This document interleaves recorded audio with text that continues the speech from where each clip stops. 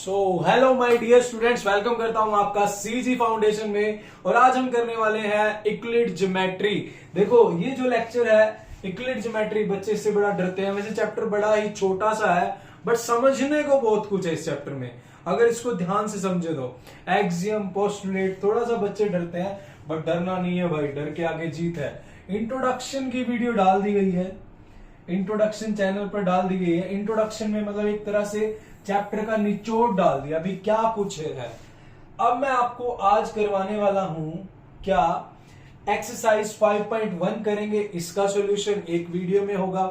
इसके बाद मैं 5.2 करूंगा स्टार्ट, बिल्कुल अच्छे तरीके से, बढ़िया तरीके से। फिर 5.2 करेंगे। तो आज इस लेक्चर में हम क्या कर रहे हैं, 5.1 को करते हैं। करें स्टार्ट। हर एक चीज को बड़ी ही बारीकी से समझेंगे, बड़े अच्छे से क्लियर करेंगे। तो स्टार्ट करते हैं भाई। पहला क्वेश्चन एक्सरसाइज 5.1, थोड़ा सा छोटा कर लें इसको पहले, और एक छोटा सा रेड मार्कर ले लें। Which of the flowing statement are false? Give reason for your answer. कौन सी false है और रीजन दो अपना आंसर के लिए। रीजन दे देंगे भाई। तो पहला क्वेश्चन है, only one line can pass through a single point. सोचने वाली बात है चिंटू मिंटू। एक पॉइंट है, कह रहा है कि इसमें से एक लाइन पास हो सकती है, ये कह रहा है कि एक ही पास हो सकती है, ये कह रहा है एक ही पास हो सकती है, ये कह रहा है एक ही पास हो सकती है। क्या ऐसा पॉसिबल है? इज इट संभव? ऐसा संभव नहीं है कि एक पॉइंट से एक ही लाइन पास हो। रीजन में लिखेंगे, बड़ा प्यारा सा मैंने लिखा हुआ आपके लिए, आपका टाइम वेस्ट ना हो। ये क्या है? फॉल्स है। Infinitely many lines can pass through a point in different direction. और आप इसको बना के दिखा सकते हो, ऐसे पॉइंट ड्रॉ करके, ऐसे ऐसे बढ़िया बढ़िया से लाइनें। कहते सर लाइनें तो हम लगा ही लेंगे, ऐसे बढ़िया बढ़िया सी लाइनें लगा सकते हो, ठीक है। अब चलते हैं दूसरे क्वेश्चन पे। क्या कहता है? कह रहे there are infinite number of line which passes through two distinct point. अच्छा समझो मेरे प्यारे बच्चों, पहले मैं दूसरे वाला मार्कर ले लूं। कह रहे कि दो पॉइंट से अगर मेरे पास दो डिस्टिंक्ट पॉइंट हैं तो कह रहा है उसके अंदर से इनफाइनाइट नंबर ऑफ लाइन पास हो सकती है। दो पॉइंट से सिर्फ एक ही लाइन पास हो सकती है, सिर्फ एक ही, सिर्फ ये वाली। तो ये गलत कह रहा है। हम क्या लिखेंगे? इसका आंसर क्या है? फॉल्स है, फॉल्स। और रीजन क्या रहेगा? देयर आर इनफाइनाइट, ये तो पहले का, only one line can pass through a single point. अच्छा ये तो इसका हो गया, ये यहां पर आंसर हो गया। Okay, pass through two distinct point, only one line can pass. दो डिस्टिंक्ट पॉइंट्स में से सिर्फ एक ही लाइन पास कर सकती है। हर एक चीज को बड़े प्यारे तरीके समझेंगे। कहीं पे नहीं समझा है कोई दिक्कत नहीं, यहां पे समझो, यहां पे आओ, हर एक चीज को क्लियर करते हैं। छोटी सी वीडियो है, ध्यान से देखो। दिक्कत तो लेने की बात है ही नहीं है। मेरी शक्ल पे मत जाओ यार, शक्ल तो मेरी ऐसी है, क्या कर सकते हैं, बट पढ़ाऊंगा ठीक, टेंशन मत लो। Third question, a terminating line can be produce indefinitely on both the side. एक टर्मिनेटेड लाइन है, उसको हम प्रोड्यूस करते हैं बोथ द साइड। क्वेश्चन हमारा ये है, ये ट्रू है। अब कोई भी लाइन है, लाइन सेगमेंट है, can be produce indefinitely on both side to a given line. अब कोई भी लाइन है, मान लो मैंने ये लाइन ड्रॉ कर दी, इतनी लाइन है, मैंने लिख दिया कि ये 4 सेंटीमीटर है, इसकी वैल्यू है, टर्मिनेटिंग वैल्यू है। बट क्या मैं इसको इधर नहीं प्रोड्यूस कर सकता?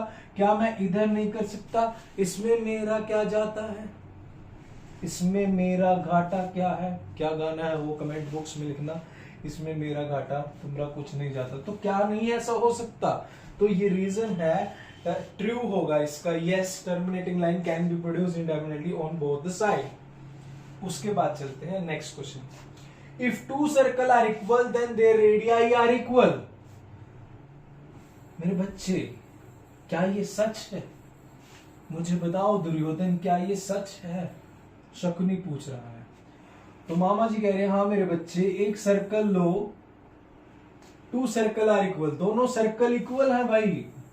जब सर्कल इक्वल है, देखो मेरे जैसे इक्वल तो नहीं बना सकते तुम, मेरी तो ड्राइंग थोड़ी ज्यादा अच्छी है, मैं ज्यादा अच्छी इसलिए नहीं बनाता, कई बार ना कॉल आ जाती है कोई लाखों में पेंटिंग की। तो सर्कल इक्वल है तो भाई रेडियाई तो इक्वल होंगी ना, इसमें क्या ही दिक्कत है, क्यों हमें सता रहे हो सीबीएसई वालों। तो इसका आंसर रीजन क्या लिखेंगे, true, two circle are equal area that mean equal circle will have the same radii. ये प्यारे प्यारे से दो सर्कल बना देना, दो रेडियस खींच देना, ये आंसर है। तो इसी बात पे अभी नहीं पीता पानी, अभी शुरू करते हैं कहानी। एक क्वेश्चन के बाद फिर पीऊंगा, अभी नहीं पीऊंगा। इन फिगर ए बी बराबर है P Q and P Q बराबर है X Y, then A B equal to X Y. Simple सी बात है। अगर मान लो ये 5 है, ये इसके बराबर है, ये भी 5 है, अब ये वाली इसके बराबर है तो ये भी 5 होगी। तो ये मेरी बात सुनो, ए बी और एक्स वाई तो बराबर होंगी, सोचने वाली बात है ना। मान लिया मैं हूं, मेरा नाम है काला, मेरे पास 5 टॉफी है और आपके पास भी 5 टॉफी है, तो हम दोनों के पास बराबर हैं। और जितनी आप मान लो चिंटू, आपका नाम चिंटू है, मेरा नाम तो कालू है, आपका नाम चिंटू है, कालू और चिंटू के पास टॉफी बराबर है। अब चिंटू और मिंकू के पास बराबर है, तो कालू और मिंकू के पास भी तो बराबर होंगी ना, समझ आ रहा है ना। तो यही तो बात है। अब इसको समझाए कैसे समझाए इसको। यस, ये ट्रू है from the axiom 1, if two things are separately equal to a third thing then they are equal to each other. अगर दो चीजें are separately equal to third thing then they are equal to each other. अब देखो ये दोनों चीजें, ये भी इसके बराबर है, ये भी इसके बराबर है, तो इसका मतलब ये दोनों भी आपस में बराबर होंगी। समझ आ रही है।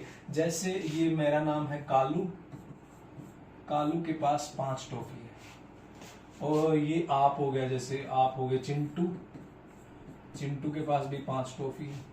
अब कह रहे जितनी चिंटू के पास है उतनी मिंकू के पास भी है। कह रहा है कि जो कालू के पास टॉफी है वो भी चिंटू के बराबर है, मिंकू के पास टॉफी है वो भी चिंटू के बराबर है। तो क्या कालू और मिंकू के पास बराबर नहीं होगी क्या? तो यही तो रीजन है, यही तो क्वेश्चन है, यही आंसर है। बस छोटी छोटी सी पहेलियां हैं, आपको सोल्व करनी है, माइंड यूज करना है थोड़ा सा, कुछ भी नहीं है। तो इसी बात पे पानी पी लिया जाए।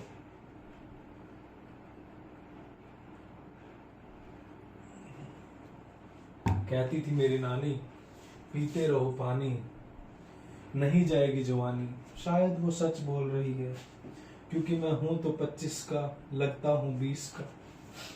क्या करें। Next question, give a definition for each of the following term. अच्छा भाई इधर आजा प्लीज, कहां जा रहे हो तुम अकेले अकेले। Definition of the following term. अच्छा इन टर्म की डेफिनेशन देनी है, दे देंगे।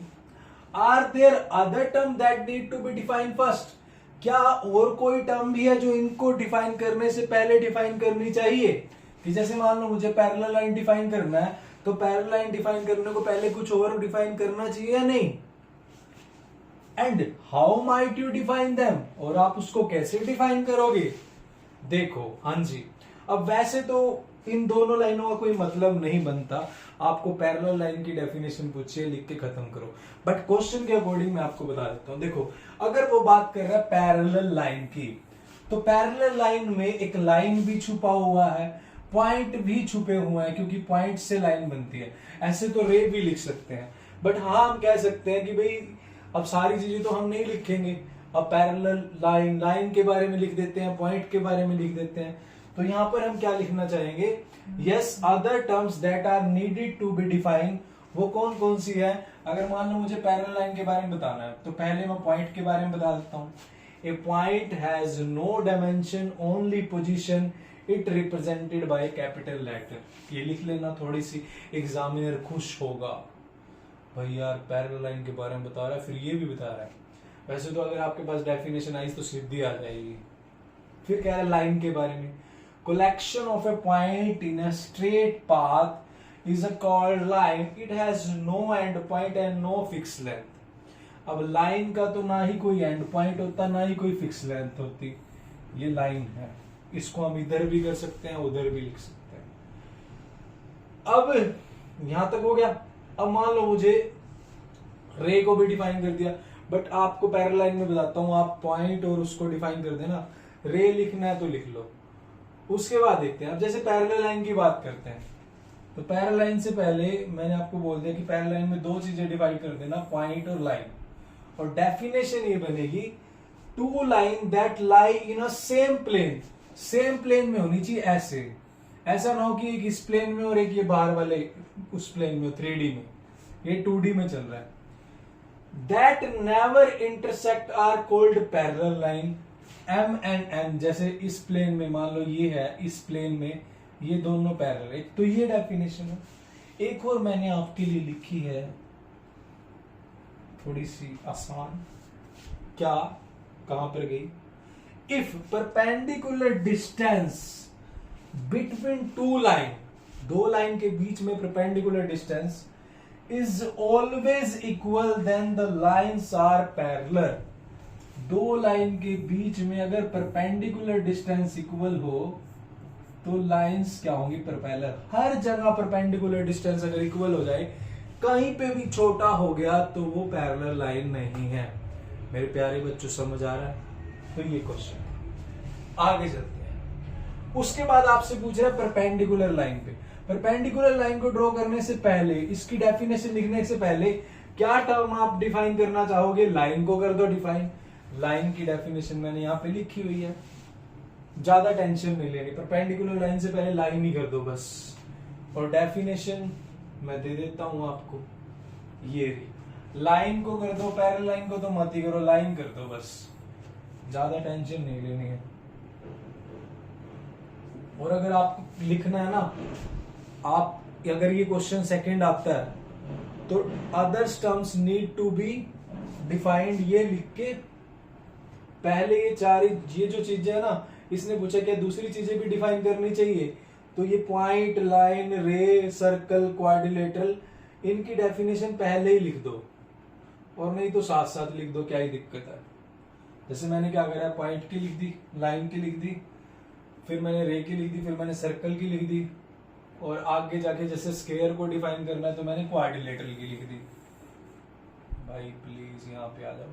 और उसके बाद क्वेश्चन कर दो तो भी ठीक है, बट साथ साथ करना है तो साथ साथ कर दो. जैसे पैरेलल लाइन हो गया, परपेंडिकुलर हो गया, उसके बाद क्या है मेरे प्यारे बच्चों? लाइन सिगमेंट है. अब लाइन सिगमेंट को आपने डिफाइन करना है.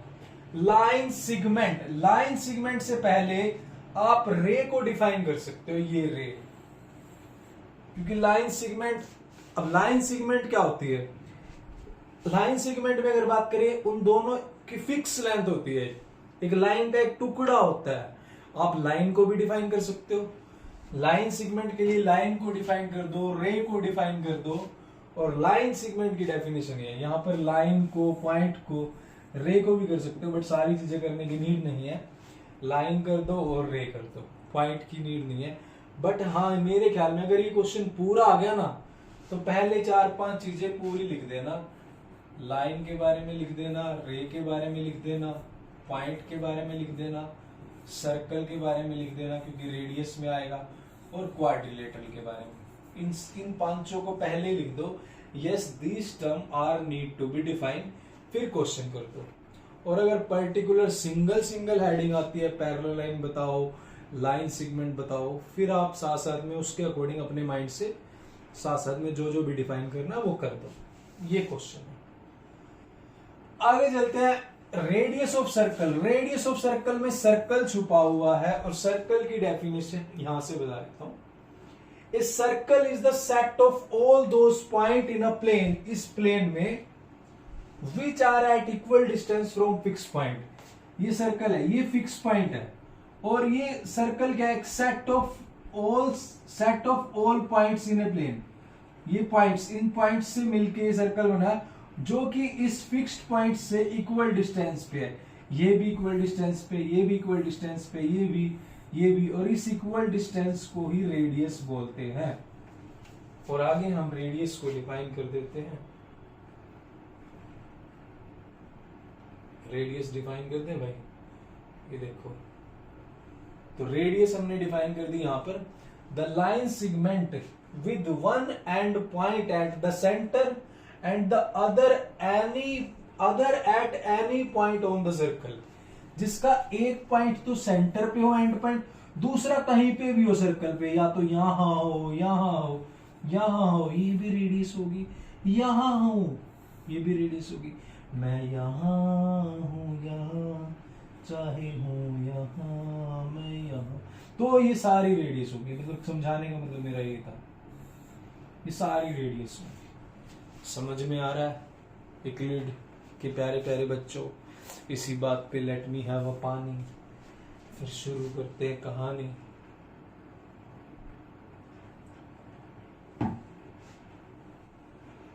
आगे क्या पूछ रहे हैं? मत पूछो प्लीज। स्केयर रह गया।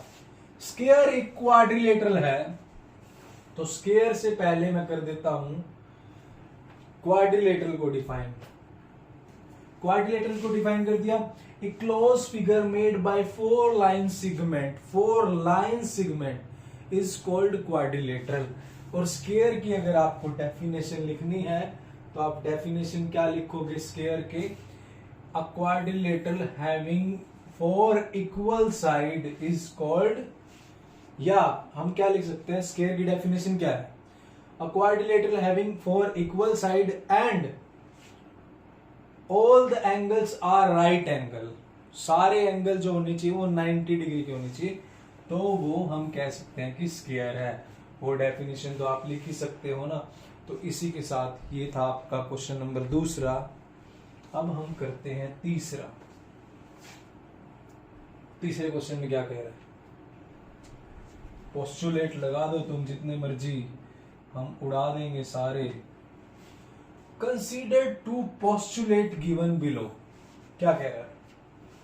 कह रहा है given any two distinct point A and B, there exist a third point C which is between A and B. क्या ऐसा हो सकता है? हमने दो पॉइंट ले लिए, ए और बी। सॉरी भाई sorry.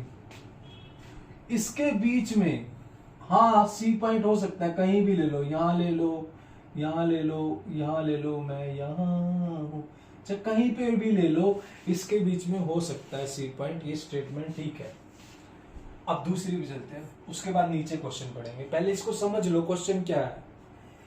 There exist at least 3 points that are not same line in the same line. Yes. दो पॉइंट अगर हम लेंगे वो हमेशा सेम लाइन में होंगे। अगर हम 3 पॉइंट लेते हैं तो वो सेम लाइन में हो सकते हैं या नहीं भी हो सकते हैं। तो ये बात सही है कि अगर आपको there exist at least 3 points that are not, अगर आपको सेम लाइन नहीं बनानी है तो 3 पॉइंट तो लेने ही पड़ेंगे। 2 अगर लेते हो तो हमेशा सेम लाइन बनेगी। अगर आपको सीधी लाइन नहीं बनानी है तो 3 तो कम से कम लेने पड़ेंगे, 2 से तो बेटा सीधी ही बनेगी। अब क्वेश्चन में क्या कहता है, ये समझ में आ गया आपको बातें? तो आगे चलते हैं, क्या पूछ रहा है।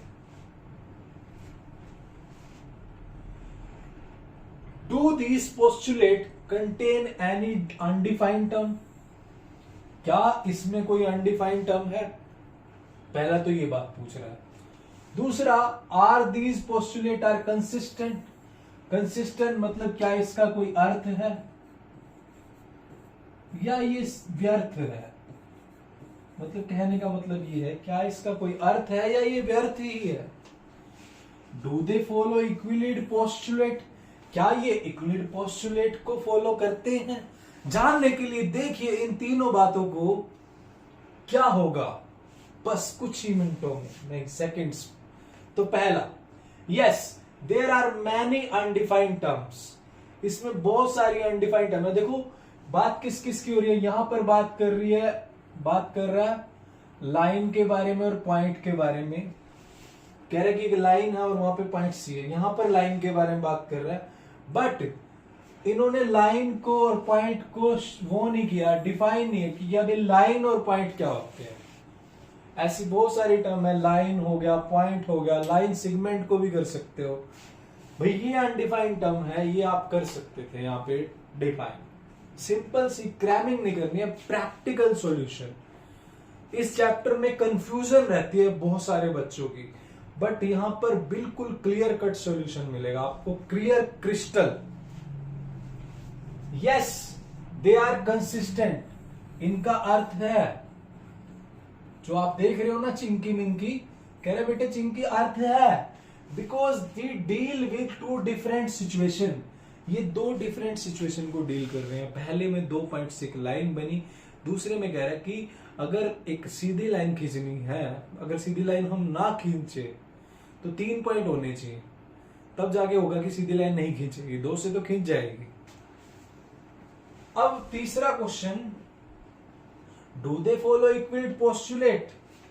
No, these postulate do not follow Euclid postulate, but ये पोस्टुलेट को तो नहीं फॉलो करते, बट ये एक्सियम को फॉलो करते हैं, which state that given 2 distinct point there is a unique line that passes through them. हाँ, कहीं ना कहीं जो एक्सियम 5.1 है हमारा एक्सियम, उसको कहीं ना कहीं ये फॉलो कर रहे हैं। तो एक्सियम को तो फॉलो कर रहे हैं, बट पोस्टुलेट को फॉलो नहीं कर रहे हैं। तो ये था हमारा क्वेश्चन। तो इसी बात पे पानी पी लिया जाए, इसका स्क्रीनशॉट ले लीजिएगा।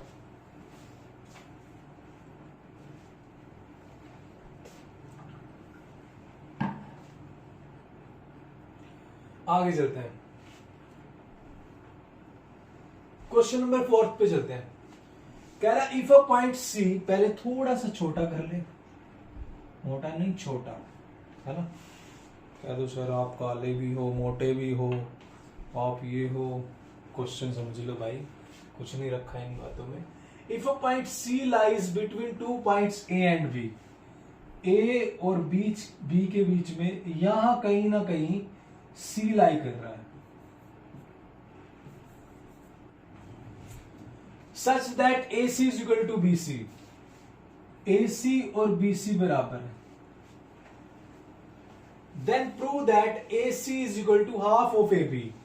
तो प्रूव करना है भाई, ये जो ए सी है ए बी का हाफ है। वैसे देखने से तो कुछ है ही नहीं है, ये कोई क्वेश्चन है? कह रहे हैं यार ये 2 पॉइंट है, सी लाई करता है और ए सी और बी सी बराबर है। यार जब पूरी लाइन 8 है और ये भी 4 है, ये भी 4 है, ये मतलब दोनों बराबर हैं, तो मतलब दोनों बराबर है तो ये भी 4 होगी, ये भी 4 होगी। तो सिंपल सी बात है, ये ए सी क्या होगा, इसका हाफ ही तो होगा। क्या पांडे जी कंफ्यूज कर रहे हो, बट प्रूव करना पड़ेगा, क्या करें। तो explain by drawing the figure. Figure तो ये हमने ड्रा कर दिया, बढ़िया सा, ठीक है, कन्हैया जी की बांसुरी। अब गिवन क्या है, प्यारे प्यारे शब्दों में लिख दो कि गिवन है A C is equal to B C. To prove क्या करना है भाई, A C is equal to half of A B. Solution लिख लो या प्रूफ लिख लो, प्रूफ भी लिख सकते हैं, सॉल्यूशन लिख लो, क्या ही दिक्कत है, जचा के बढ़िया बढ़िया सब्चों में। अच्छा देखो, हमें दिया हुआ है कि A C is equal to B C, ये हमें गिवन है, मानते हो, कोई दिक्कत तो नहीं है। अगर मैं इधर भी बी सी ऐड कर दूं और इधर भी बी सी ऐड कर दूं तो क्या ही दिक्कत है। ये हमारा एक्सियम 2 है, आप यहां पर साइड में लिख सकते हो। तो मैंने यहां पे पहले गिवन लिखा, नेक्स्ट लाइन में आप ऐड कर दो, जैसे मैं इसको रब कर देता हूं, नेक्स्ट लाइन में ऐड कर दो, बस इसमें नहीं करते, बस देखो इसमें कर देता हूं, नेक्स्ट लाइन में बी सी प्लस ए सी।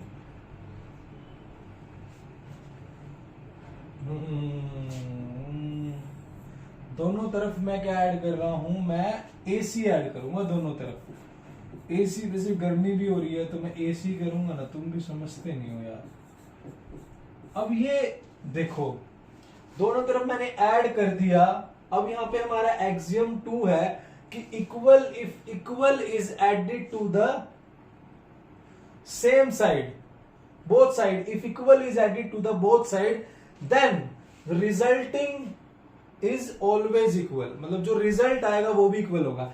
ऐसा कुछ हमारा एक्सियम 2 है, तो आप यहां पर साइड में लिख सकते हो एक्सियम 2, यहां पर लिख सकते हो। अच्छा इंप्रेशन पड़ेगा एग्जामिनर पे कि अगर हम इक्वल चीजें ऐड करते हैं तो जो रिजल्ट में मिलता है वो भी इक्वल ही होता है, वो भी आपस में इक्वल ही रहेंगे।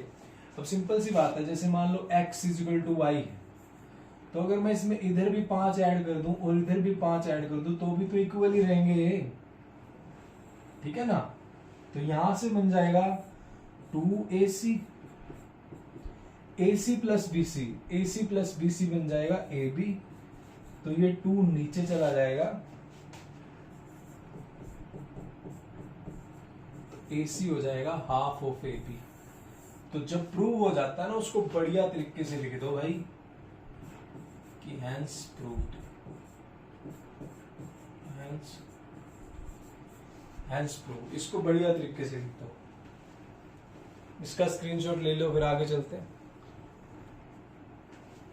अब आगे चलते हैं भाई क्वेश्चन नंबर 5 की तरफ, करें। 5 में क्या कह रहा है, इन क्वेश्चन 4, इन क्वेश्चन 4 आपने लगाया पूरा जोर, फिर हमने कर दिया सोल्व, कोई दिक्कत नहीं। In question 4 point C is called the mid point of line segment AB। अच्छा ठीक है, क्वेश्चन 4 में था, अब कह रहा है कि जो AC और BC था क्वेश्चन 4 में, अब कह रहा है कि जो पॉइंट C है वो AB जो लाइन सेगमेंट है, ये AB इसका मिड पॉइंट है। अब मिड पॉइंट मतलब बीच में से काटना, बीच में है बिल्कुल। Prove that every line segment have one and only one mid point. बताओ अब ये बातें क्यों पूछ रहे, क्यों दुखी करते हैं? और चीजें थोड़ी है क्या करने को? पाई की वैल्यू के बारे में रिसर्च करनी है और बहुत सारी चीजें पड़ी है रिसर्च करने को। तुम ये रिसर्च कर लो भी, ये प्रूव करो कि एक ही मिड पॉइंट होता है। अब यार एक ही होगा यार, पर करना तो पड़ेगा। चिंटू मिंटू क्या करेगा, कोई फायदा नहीं है पछता के, करना पड़ेगा, कर लेते हैं।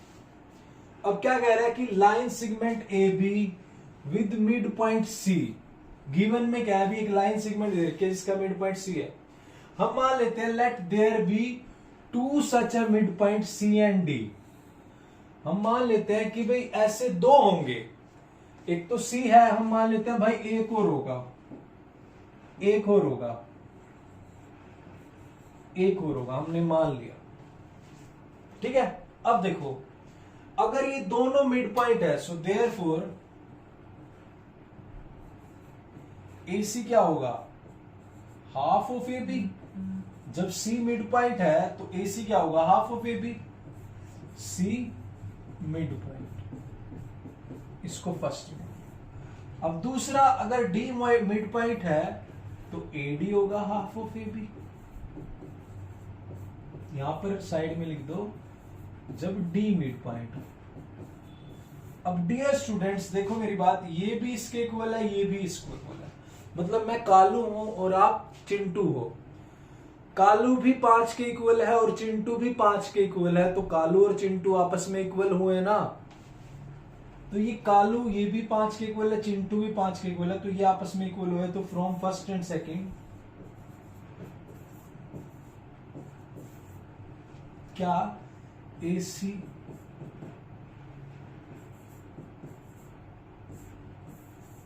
AD।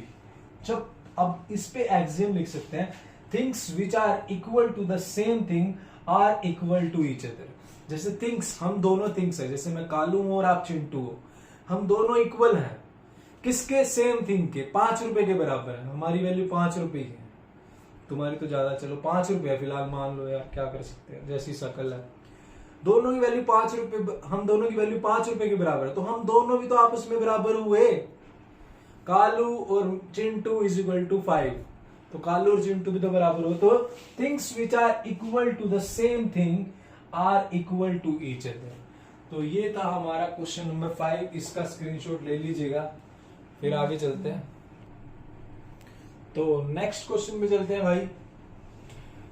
नेक्स्ट में क्या बोल रहा है, जो भी बोल रहा है हम कर देंगे, इन्हें पता नहीं है चिंटू की ताकत का। कह रहा है इफ AC is equal to BD, A और ये C, मतलब यहां तक AC, ये यहां तक लाइन है, इज इक्वल टू BD, मतलब ये B है और ये D है, ये BD। AC और BD का तो कोई कॉम्बिनेशन नहीं है। हाँ वैसे AC में बैठ के BD पी भी सकते हैं, कोई ऐसी दिक्कत भी नहीं है मेरे ख्याल में। मैंने तो पी नहीं, वैसे तुमने पी होगी। कह रहा है AC is equal to BD, then prove that AB is equal to CD, then prove that AB is equal to CD। तो हमें प्रूव करना है कि AB is equal to CD, ये प्रूव करना है भाई। ये इतनी और इतनी इक्वल है, तो ये छोटी छोटी इक्वल प्रूव करो। वैसे अगर देखें लॉजिकली सोचें तो दोनों में से ये छोटा छोटा पार्ट कट रहा है, तो कटने के बाद तो ये इक्वल होंगी।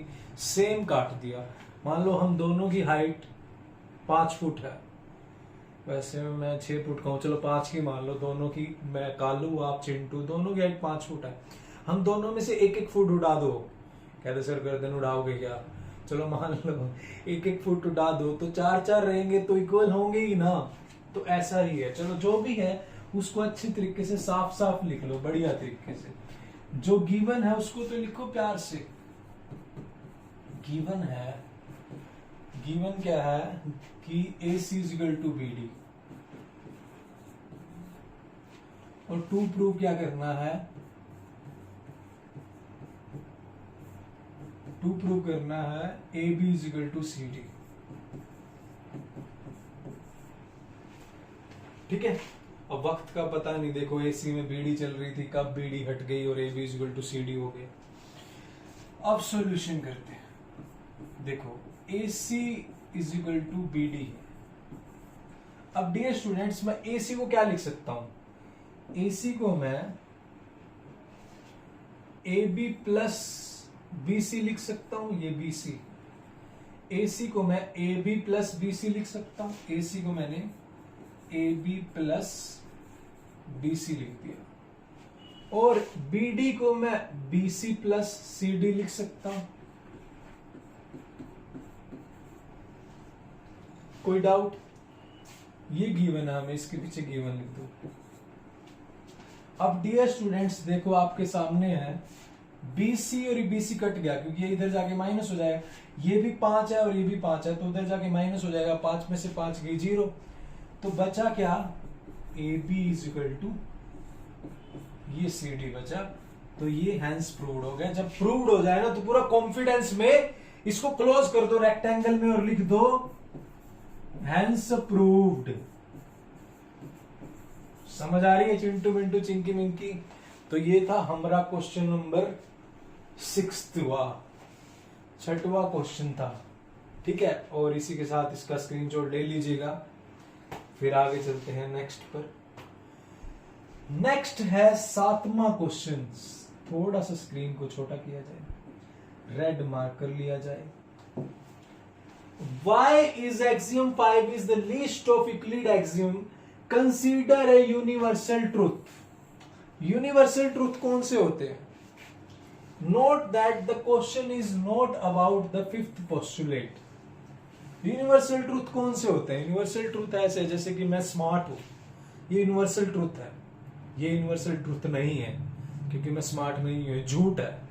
हाँ, जो वीडियो देख रहा है वो स्मार्ट है, वो यूनिवर्सल ट्रूथ है। देखो यूनिवर्सल ट्रूथ क्या होता है, जो सच है, जिसको बदला नहीं जा सकता, उसको बोलते हैं यूनिवर्सल ट्रूथ। समझा?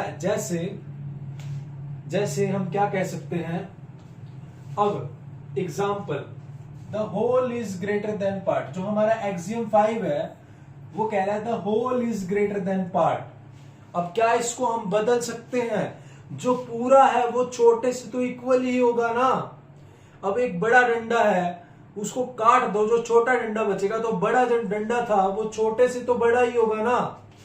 Whole is always greater than part, उससे तो बड़ा ही होगा। ये यूनिवर्सल ट्रूथ है। क्या इसको बदला जा सकता है? नहीं मेरे प्यारे बच्चे, नहीं बदला जा सकता। Because it is always true, therefore this is a universal truth. ये आपने साफ साफ लाइनों में लिखना है और इसको रेक्टेंगल में क्लोज कर दो और नंबर मिल जाएगा। ये फिफ्थ क्वेश्चन के पोस्टुलेट के अबाउट नहीं है, ये तो मानते हो। तो ये इसी के साथ आपकी एक्सरसाइज 5.1 खत्म होती है। इसका स्क्रीनशॉट ले लीजिएगा, फिर आगे चलते हैं। तो 5.1 मेरी खत्म हो चुकी है, मैं इसको खत्म कर रहा हूं यहाँ पे। 5.2 मैं नेक्स्ट वीडियो में स्टार्ट कर रहा हूँ। क्या कह रहे हो, इसी में कर दो। मैं चाहता नहीं वीडियो लंबी हो जाए, वो छोटी सी बन जाएगी, 10-15 मिनट की वीडियो में खत्म हो जाएगा। तो इसके बाद हम करते हैं। तो चैनल पर नए हो तो चैनल को सब्सक्राइब कीजिएगा और टेलीग्राम चैनल है हमारा सीजी फाउंडेशन के नाम से, उसको फॉलो कीजिएगा। फॉलो क्यों करना है? क्योंकि वहां पर मैथ और साइंस के इंपॉर्टेंट नोट्स मिलेंगे, चैनल की नोटिफिकेशन मिलेगी। तो यहां तक के लिए इतना ही। मिलते हैं चिंटू बेटा नेक्स्ट वीडियो में। जय हिंद।